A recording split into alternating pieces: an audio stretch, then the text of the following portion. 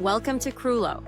In this video, we will see how to use DORA Metrics in Engineering Intelligence to measure engineering performance and delivery efficiency within your sprint.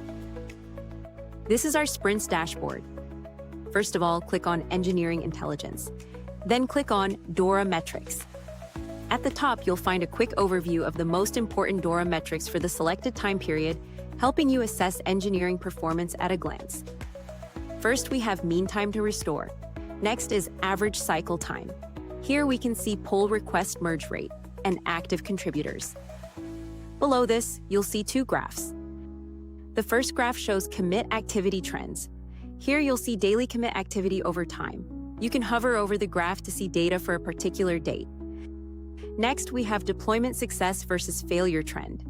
Again, you can hover over to check data for a specific date.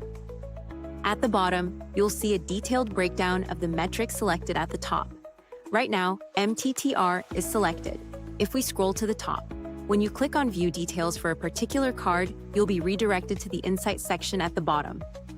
Right now, you can see the mean time to restore data. You'll see Task ID, Start Time, End Time, Restore Time, the environment, Created By, Status, and Remark. If you want to check data for a specific environment, just click on this and select a different environment from here.